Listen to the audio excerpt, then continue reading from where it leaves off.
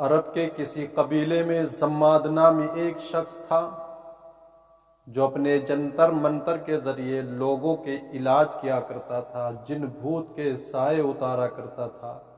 آج بھی کتنے لوگ ہیں جو جنتر منتر سے علاج کرتے ہیں اور اپنے علاج کے اندر بڑے دعوے دار نظر آتے ہیں۔ یہی زماد نامی شخص جب ایک مرتبہ مکہ مکرمہ میں آیا تو کچھ لوگوں نے اس کو بتایا کہ حضرت محمد صلی اللہ تعالی علیہ وسلم پر بھی جن کا اثر ہے، مجنون کہا لوگوں نے۔ تو زماد نے کہا میں ایسے اثر کو اپنے جنتر منتر سے خوب اچھی طرح سے علاج کر دیتا ہوں، چلو آپ لوگ مجھے بتائیں، ان کا پتہ بتائیں، مجھے ان کے پاس لے کر کے چلے۔ کچھ لوگ اکٹھا ہو کر زماد کو پیغمبر اسلام صلی اللہ تعالی علیہ وسلم کے پاس لے آئے۔ اس نے آ کر کے کہا میں نے سنا ہے کہ آپ کے اوپر جن بھوت کا سایہ ہے، میں اپنے جنتر منتر سے اس کا علاج کیے دیتا ہوں۔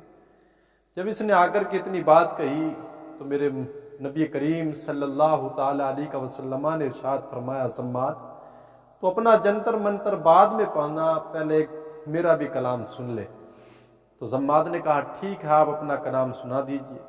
تو نبی کریم صلی اللہ تعالی علیہ وسلم نے خطبہ ارشاد فرمایا الحمدللہ نحمدہ ونستعینہ ونستغفرہ ونؤمن بہ ونتوکل علیہ ونعوذ باللہ من شرور انفسنا ومن سیئات اعمالنا من یہدہ اللہ فلا مضل لہ ومن یضللہ فلا ہادی لہ ونشہد ان لا الہ الا اللہ وحدہ لا شریک لہ واشہد ان محمدا عبدہ ورسولہ۔ جب نبی کریم صلی اللہ تعالی علیہ وسلم کی زبان حق ترجمان سے اس نے یہ الفاظ سنے، آپ کا خطبہ سنا، تو کہنے لگا حضور ایک بار اور سنا دیجئے۔ یہ سن کر کے مبہوت ہو گیا، کہنے لگا ایک مرتبہ اور سنا دے۔ میرے آقا صلی اللہ تعالی علیہ وسلم نے اسے پھر خطبہ دوبارہ سنایا۔ آپ نے ارشاد فرمایا جب دوبارہ اس نے خطبہ سنا تو پھر کہنے لگا آج سے پہلے میں نے کتنے کاہنوں، ساحروں اور ساحروں کی، نجومیوں کی باتیں سنی ہیں، لیکن آپ کا کلام ہے مانند بحر ذخار ہے۔ تو کہنے لگا آپ جیسا بیان میں نے آج تک کسی کا سنا ہی نہیں ہے۔ جب اس نے اتنا کہا اور آپ کا جو خطبہ آپ نے ارشاد فرمایا تھا اس کے دل میں اثر کر گیا، کہنے لگا میں چاہتا ہوں کہ آپ مجھے اپنے ہاتھ پر بیعت کر کے مسلمان بنا دیں۔ کہا حضور جلدی فرمائے، ہاتھ بڑھائیے، کلمہ پڑھائیے اور مجھ کو مسلمان بنا دیجئے۔